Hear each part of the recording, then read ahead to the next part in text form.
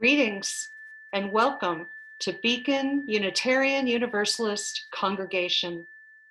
To our members, friends, and everyone joining us in our virtual congregation on YouTube today.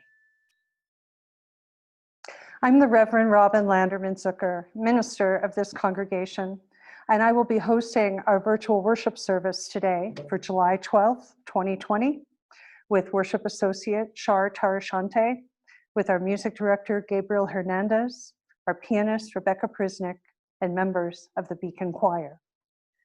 This congregation is spiritually open and intentionally inclusive.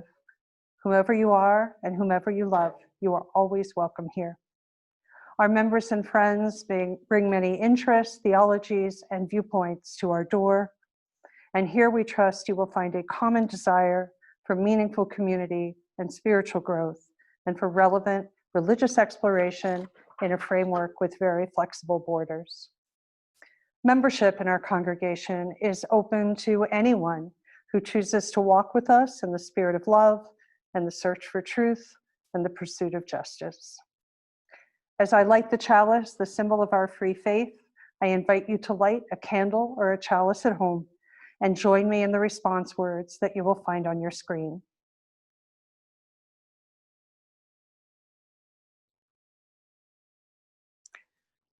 We light this chalice with a flame that draws us together. With this flame, we cut through the darkness of isolation and are warmed by the fire of our inner connection. And now Char has some opening words for us.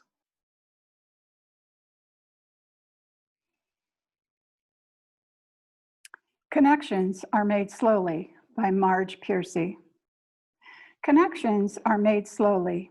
Sometimes they grow underground. You cannot always tell by looking at what is happening.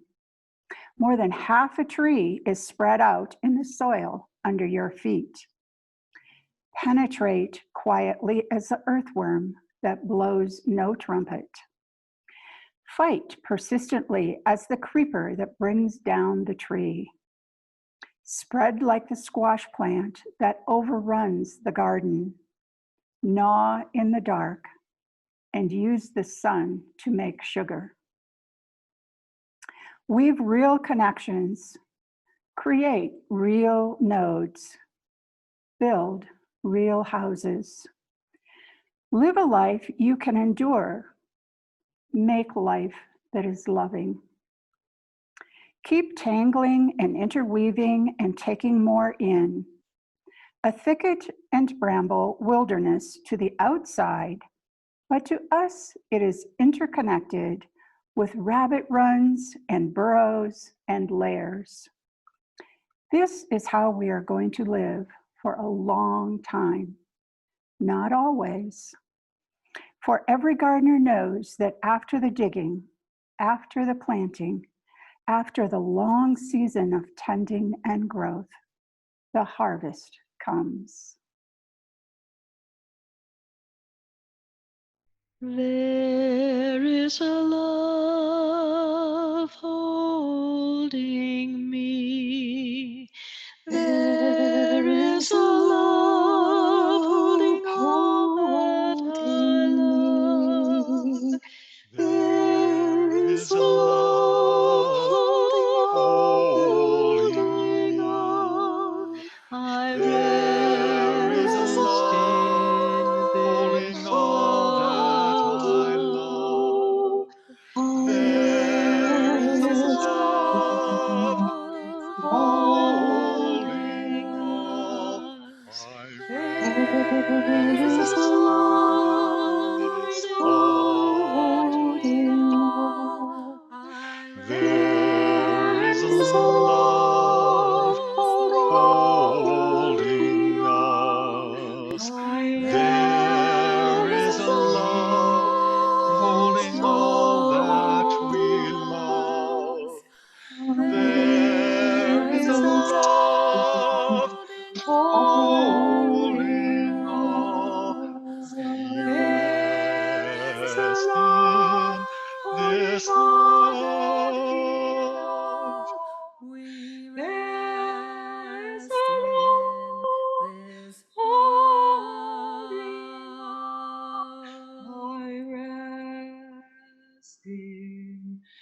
endless love. Please join me in reciting the mission and covenant of Beacon.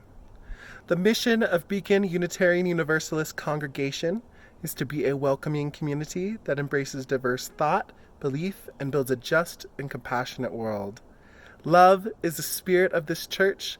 The quest for truth is its sacrament, and service is its prayer. To dwell together in peace, to seek knowledge and freedom, to serve humanity and kindness. Thus do we covenant. Thank you.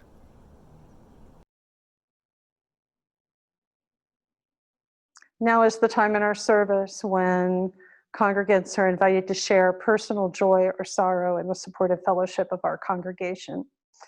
Today I have received one sorrow from Carl and Holly, that Holly's niece is at the end of life in Fort Worth.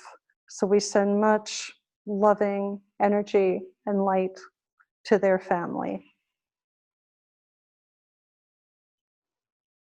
I have a joy that my daughter turned 30 this week. It's quite a milestone, and I'm very proud of the person she's become. So this is a stone for that. Of course, many are suffering in the world because of the virus, because of other difficulties. There were many things going on in the world before the virus happened. There are still people on the border, still people in detention camps, still climate crisis, still many things going on in the world. This stone is for all of our collective suffering and for all the ways we are striving to hold positive energy on this planet right now. This is for all of us.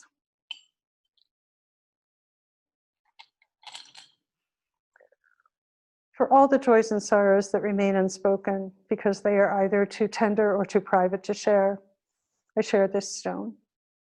May we remember that everyone is fighting their own private battle. We know not what it is, but because we're human, we know it to be true. So let us be kind, compassionate, flexible, and forgiving with one another.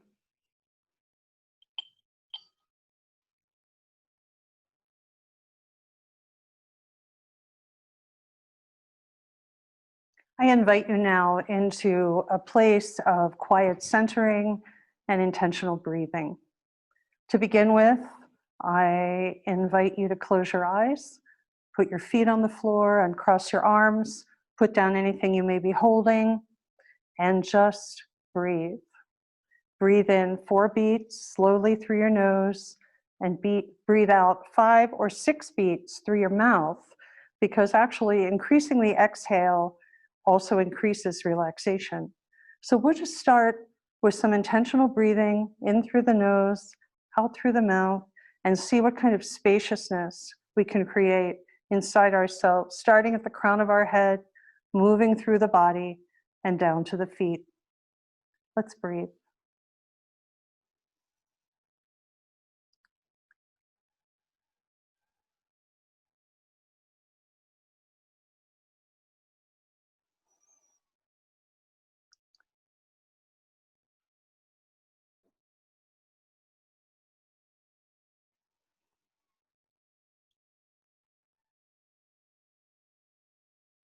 Especially now in this difficult time when we're feeling so many more stressors and anxieties and fears. Breath is your portable spiritual first aid. It's always there for you. So stop and feel, breathe, and allow. Let's breathe.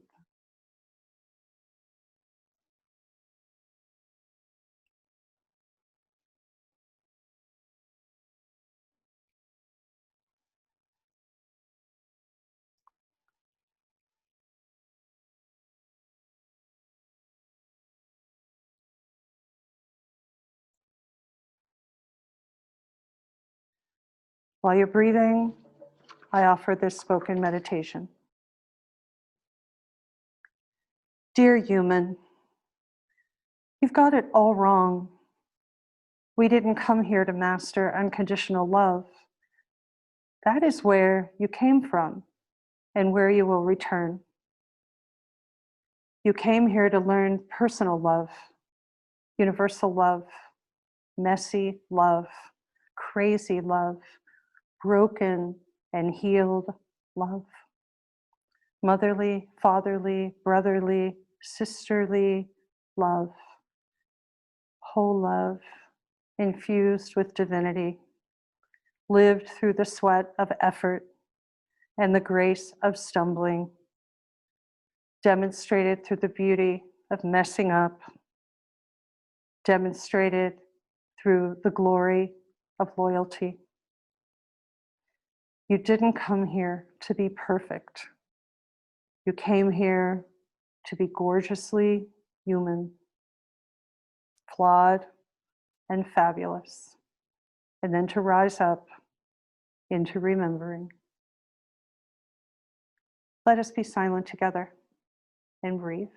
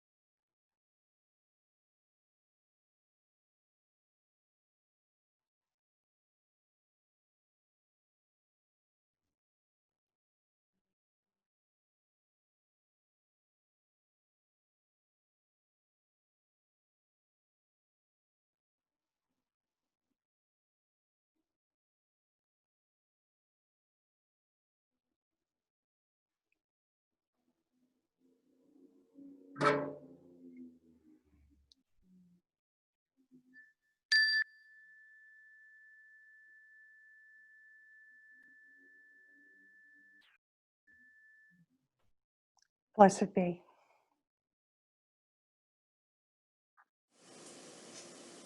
We shall be known by the company we keep, by the ones who circle round to tend these fires. We shall be known by the ones who sow and reap the seeds of change alive from deep within the earth. It is time now. It is time now that we thrive. It is time we lead ourselves into the well. It is time now, and what a time to be alive. In this great turning we shall learn to lead in love. In this great turning we shall learn to lead in love. We shall be known by the company we keep, by the ones who circle round to tend these fires. We shall be known by the ones who sow and reap the seeds of change alive from deep within the earth. It is time now. It is time now that we thrive. It is time we lead ourselves into the well. It is time now, and what a time to be alive. In this great turning we shall learn to lead in love. In this great turning we shall learn to lead in love. In this great turning we shall learn to lead in love. In this great turning we shall learn to lead in love.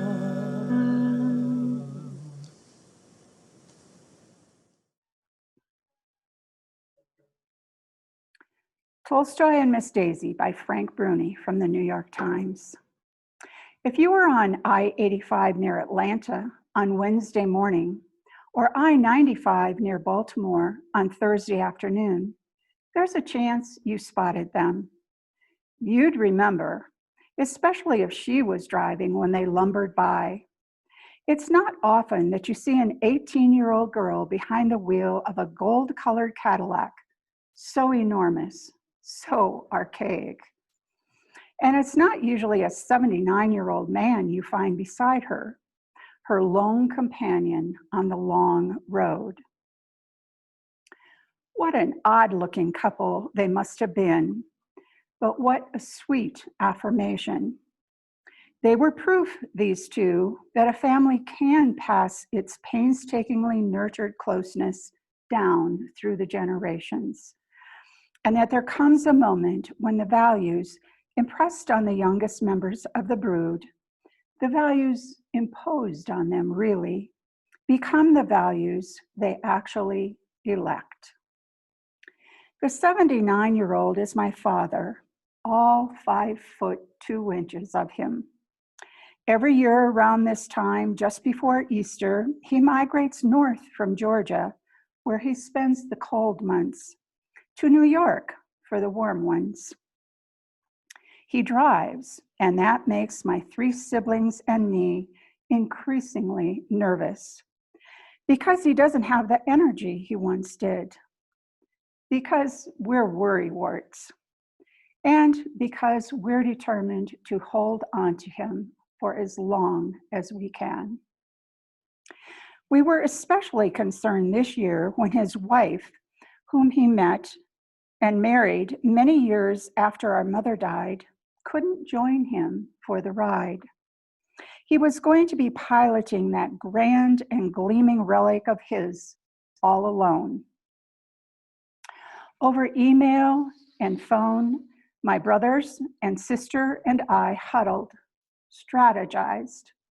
Could one of us cancel a few commitments, take 2 or 3 days off, figure out a way to tag along with him? Could we persuade him to let that happen? My niece, Leslie, the eldest of his 9 grandchildren, caught wind of the conversation and piped up. She'd do it, she said. She'd go. She was in the final weeks of high school, and like most graduating seniors, just biding her time, she had no crucial exams to study for, no more standardized tests to take, and there wasn't a chance in hell that Grandpa was going to turn her down.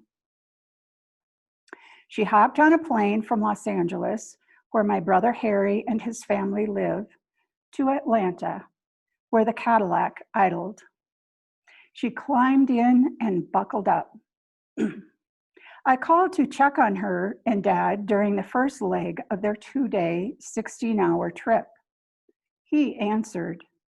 He'd already seated the driver's seat, already grown accustomed to being chauffeured. You're a veritable Miss Daisy, I told him, and he passed the observation along to Leslie. She had no idea what we meant. He said to me, my firstborn granddaughter come all this way to drive me. Can you believe it? I can, because he set this up to happen. Leslie is a return on investment that he made across many decades with so much of his time and so much of his heart. He, my mother, my own grandparents, and my aunts and uncles wanted the compact that they'd established, the covenant that they'd built, to endure. Tolstoy wasn't on the mark. Not all happy families are alike, but all happy families, or more accurately, all close ones, have this in common. Their bond is forged not by accident, but by intent. They make a decision, and their actions follow their resolve. Grandpa took Leslie to a Waffle House on the first day of their drive, and then again on the second. They share, along with Jean's, an affinity for breakfast foods and carbohydrates. They don't share musical tastes, so for most of their trip, they left the radio off and just talked, treating the highway as a memory lane. At one point, he realized that he had a collection of greatest hits by the Platters with him, and he put it in the CD player, telling Leslie, "This was the soundtrack of my romance with your grandmother." They pulled into his driveway in the suburbs of New York City early Thursday evening, in time to freshen up and head out to a movie together. Afterward, I got Leslie on the phone and asked her how it all went. She was still dumbstruck by the heft of Grandpa's car. "It's like a boat," she said.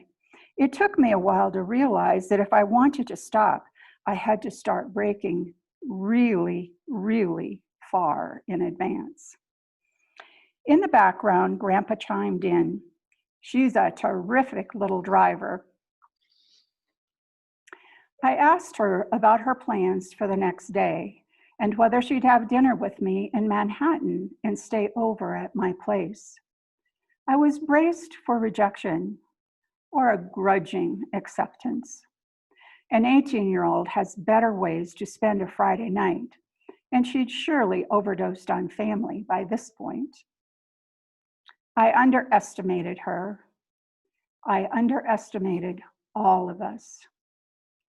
"I'm seeing a friend in the city," she told me, "but I'll cut it off in time to meet you at the restaurant and spend the night with you," she told me, sounding genuinely eager. "Are you sure?" I asked. "Totally," she said.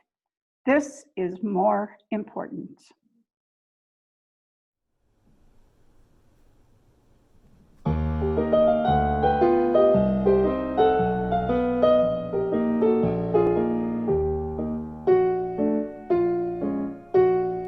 You've got a friend in me.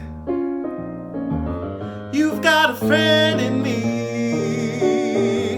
When the road looks rough ahead and you're miles from your nice warm bed, you just remember what your old pal said, son. You've got a friend in me.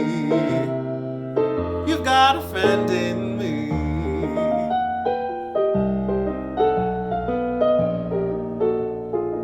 You've got a friend in me. You've got a friend in me. When you got troubles, man, I got them too. And there isn't anything I wouldn't do for you. We'll stick together and we'll see it through, son. You've got a friend in me. Alright, you've got a friend in me. Some of the folks might be a little smarter than I am, bigger and stronger too, but none of them could ever love you the way I do. Just me and you, boy. And as the years go by, our friendship will never die. Can't you see it's our destiny?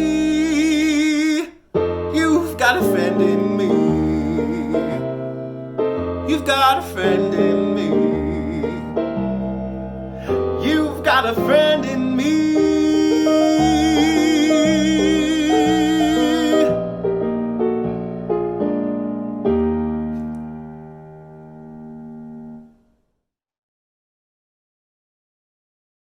My sermon today is entitled, Your Loyalties Are Your Life. Back in May of 2019, an opinion piece in the New York Times caught my eye. It was by one of my favorite journalists, David Brooks, and the headline read, Your Loyalties Are Your Life. What a great sermon title, I mused, shameless as ever. It did turn out to be a great sermon title and a great sermon topic to explore as well. So here we are today. In his piece, Brooks shines a light on the central idea of philosopher Josiah Royce. He lived and worked and was a friendly colleague of William James at Harvard around 1900. As Brooks explains, James and Royce admired and learned from each other, but their philosophies were different. James was pragmatic and tough-minded, looking for empirical truth. Royce was more idealistic and tender-minded, more spiritual and abstract. They differed, importantly, on the individual's role in society.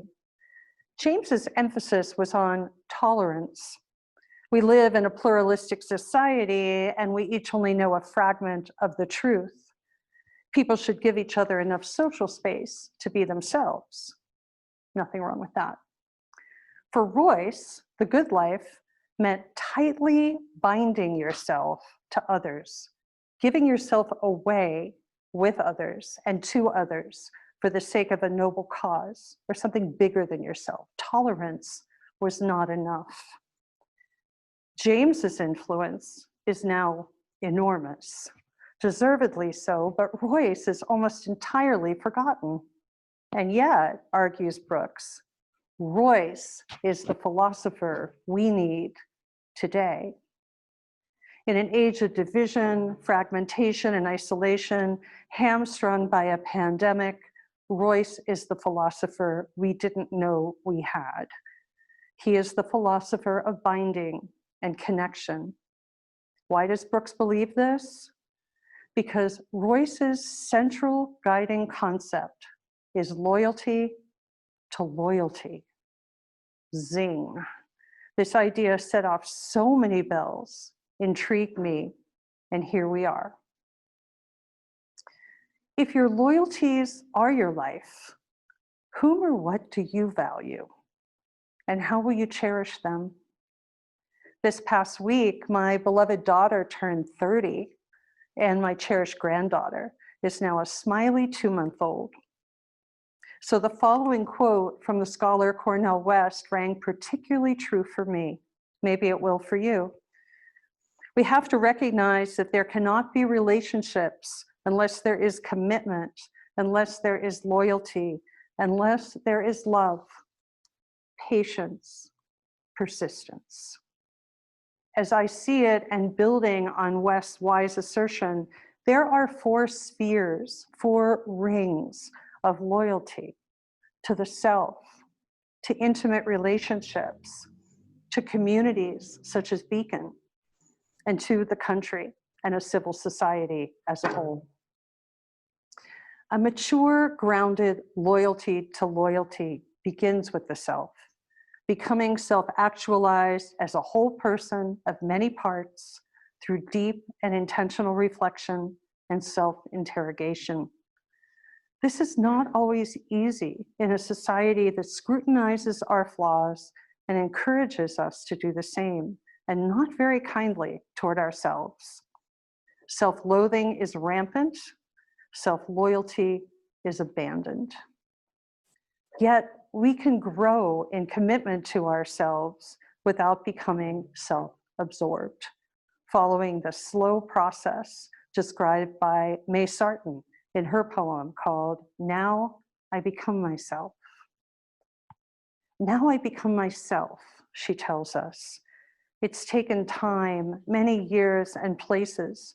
I have been dissolved and shaken, worn other people's faces, run madly as if time were there, terribly old, crying a warning.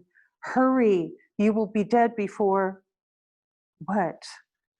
Before you reach the morning, or the end of this poem is clear, or love safely within the walled city?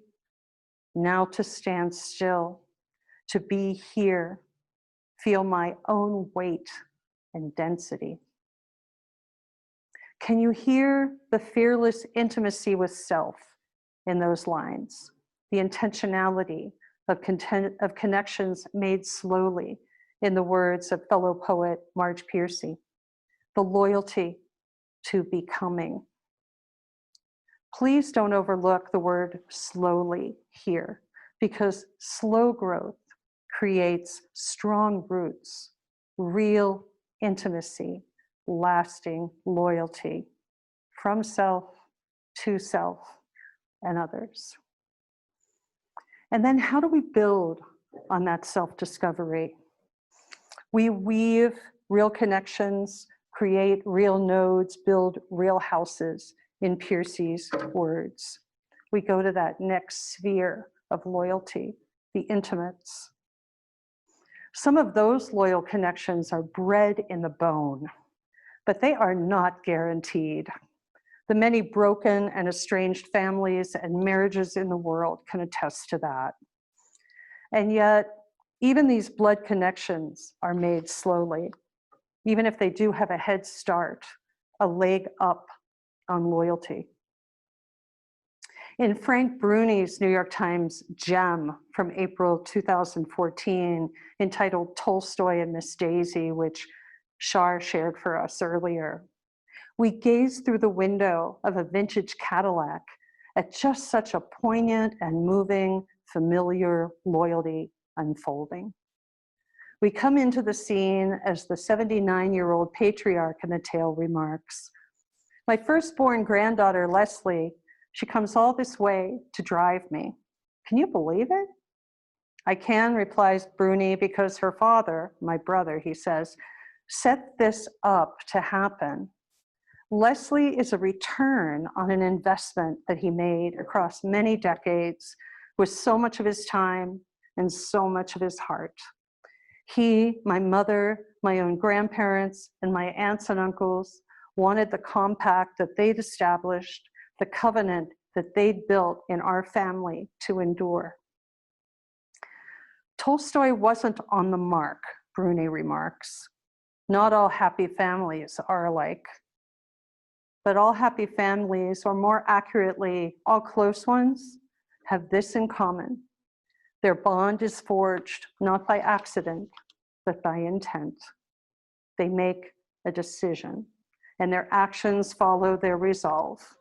In other words, they are loyal to loyalty, come hell or high water, or pandemics, or flat tires. And then what is the next tier, the next sphere of loyalty? From here, the family, the small unit, moves into the world, past the intimates, and forges on into beloved communities, the ones we value, the ones like Beacon. Back in March, in one of our very first virtual worship services, I shared a reading called "Why Do You Come, John?" by my colleague, the Reverend Victoria Safford. I'd argue that the character John in that reading exemplifies the notion of loyalty to loyalty within his church community. Rev Victoria asks him, "Why do you come, John, in all kinds of weather, when you're well and when you're not, when you like the guest speaker or the sermon topic or you don't, and when you know you won't? Why do you come anyway, every Sunday?" His answer was straightforward, just like the man himself. "I come," he said, "because somebody might miss me if I didn't." John also considered it a duty and a privilege to welcome newcomers, adapt to change and growth, and chat with folks at coffee hour. We can learn from him, even as we meet in non-optimal ways like Zoom and YouTube during this pandemic that keeps us physically apart. John's presence in our service today is not meant to evoke any kind of guilt. I just think he's a wonderful example of loyalty, a word and concept that has become all the more murky in our polarized and toxically individualistic society. David Brooks offers us more of Royce's perspective on this very danger.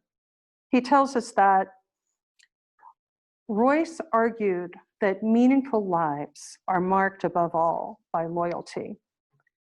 Out on the frontier, he had seen the chaos and anarchy that ensues when every man is for himself, when society is just a bunch of individuals seeking for their own gain. He concluded that people make themselves miserable when they pursue nothing more than their fleeting, capricious, and insatiable desires. So for him, the good life meant loyalty, the willing and practical and thoroughgoing devotion to a person or a cause. A person doesn't have to invent a cause or find it deep within themselves. You are born into a world of causes. Look around. There are so many for us to become active in. And those causes existed before we were born, and they will be there after we die. You just have to become really gripped by one, to give yourself away to it, to be activated around it, realizing that that cause is more important than your own individual pain or pleasure. Wow. If only. Do these noble ideas about loyalty appear present in much of our country right now? Certainly in some arenas, they do. In our government, especially at the top. Consider what we have heard over and over again about our president's idea of loyalty. I need loyalty. I expect loyalty. He's demanded from James Comey and just about everyone else who has worked for him or with him, sometimes very briefly. His definition of loyalty is very simple, cult-like, and blunt. Support me in what I do or say, or else. It's a form of allegiance not unlike taking the knee in Game of Thrones. Not an allegiance to cause or community, but to him, to Trumpism.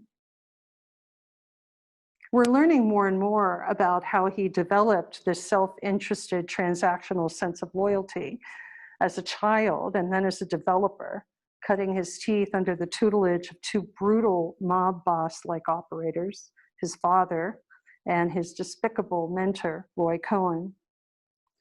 One former White House employee calls it allegiance plus thuggery. And where has this led? Where has this led? To a society riven between rainbow LGBTQ flags and MAGA hats, masks, and anti-vaxxers. We are sick at our soul, and loyalty is becoming no more than a Twitter hashtag to belittle or lionize others. And this form of loyalty is not patriotic. Colin Kaepernick kneeling during an anthem is patriotic. Black Lives Matter marches are patriotic. Tammy Duckworth is patriotic. These are fine examples of loyalty to a cause or a community, something bigger, regardless of the cost, which in some cases has been mighty high. This morning, I stand here not to persuade you politically, that's a private matter. Rather, I implore each of us to consider our collective responsibility as Americans, as true patriots, and as religious liberals, to serve as guardians to our inalienable rights by embodying and promoting loyalty to an authentic patriotism, which includes respectful and reasoned dissent and well-placed loyalties. We hear so much this word patriotism. It has so much to do with loyalty, but what does it mean really? A UU veteran who I know named Walter, who faithfully wears an American flag lapel pin, he tells me that for him, patriotism is, among other things, love of country, pride in country, supporting our fellow citizens in uniform. I couldn't agree more. However, I would go further and add that a mature, evolved patriotism includes a willingness to love America enough to hold our leaders and our citizenry accountable for their stewardship of our collective national interests. Now, I have no objection to an uptick in national pride, as long as we examine the possibility that behind that trend may lurk something vitally different and quite toxic, which is easily mistaken for loyalty and patriotism, namely the nationalism of America First.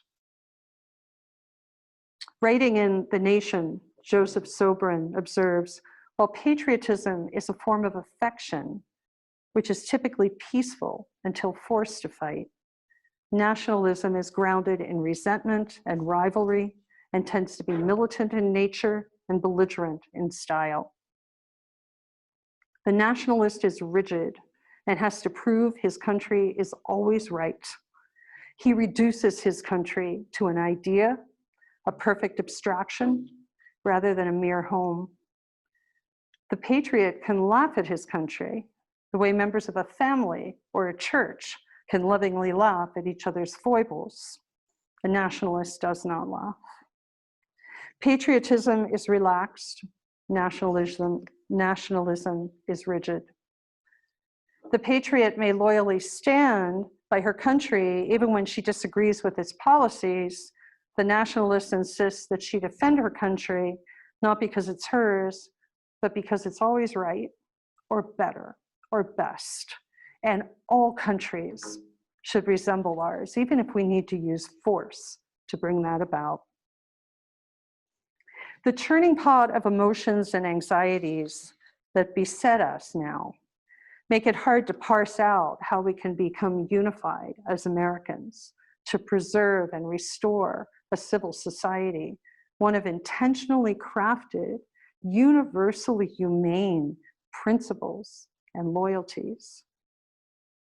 Before Martin Luther King popularized the phrase, Josiah Royce spoke of beloved community.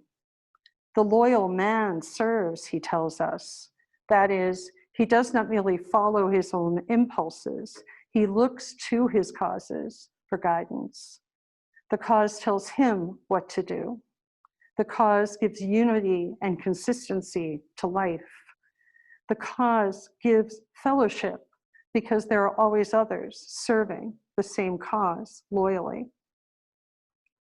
Beloved communities are genuine communities, he continues, where individuals remain individuals but lean together into building a society that transcends the self and self-interest. In his words, we build a city out of sight.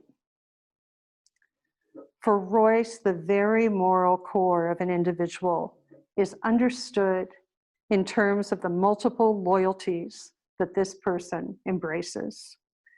And in Royce's spirit, Brooks suggests that when evaluating your life, don't ask, how happy am I?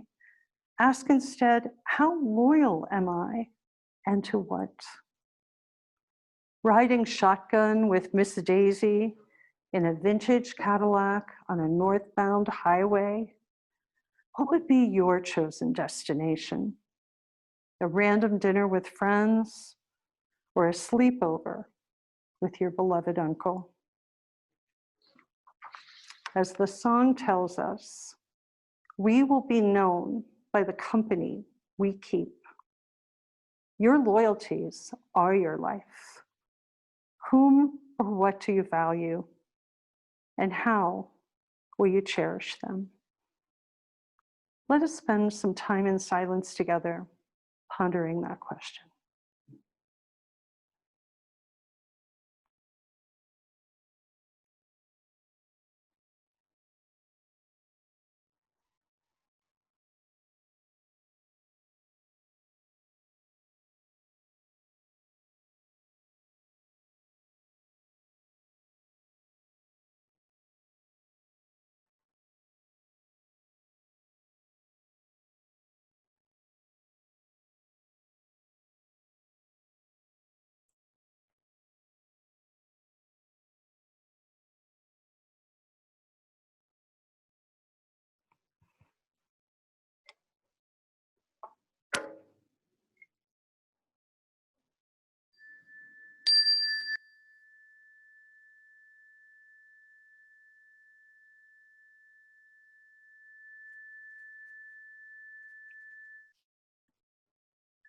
Blessed be, blessed we, and amen.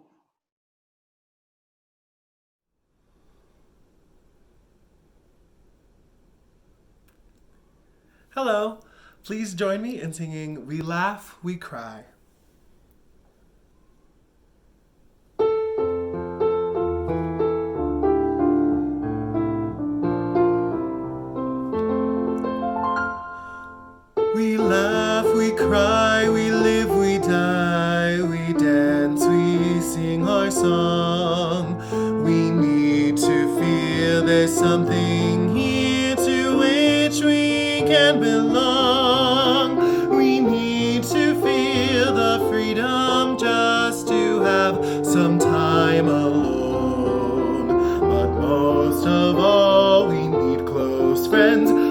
call our very own, and we believe in life and in the strength of love, and we have found a need to be together. We have our hearts to give, we have our thoughts to receive, and we believe that sharing is an answer. We seek elusive answers to the questions of this life. We seek to put an end to all the waste of human strife. We search for truth, equality, and blessed peace of mind. And then we come together here to make sense of what we find. And we believe in life and in the strength of love. And we have found our joy being together. And in our search for peace, maybe we'll finally see, even to question truly is an answer.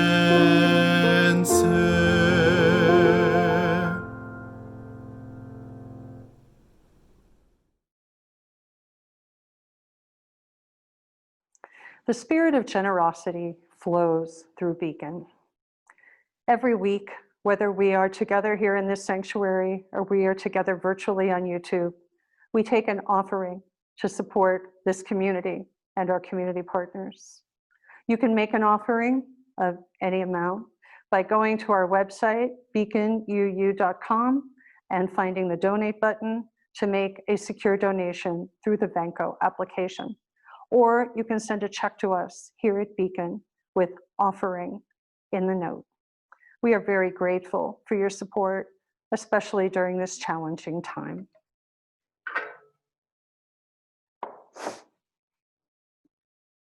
Usually we hold hands at the end of our service. Of course, now we're not really holding hands much with anybody in this time of physical distancing, but we can imagine ourselves holding hands. We can imagine the feel and the security of this community. Whether we are together or apart, we are Beacon, always connected. So let us imagine this circle of care and hand-holding in our sanctuary as I say the benediction. And please join me with the words that you find on your screen. Go out into the world in peace, have courage, hold on to what is good, return to no person evil for evil, strengthen the faint-hearted, support the weak, help the suffering, honor all beings. May you be safe and well. Blessed be, blessed we, and amen.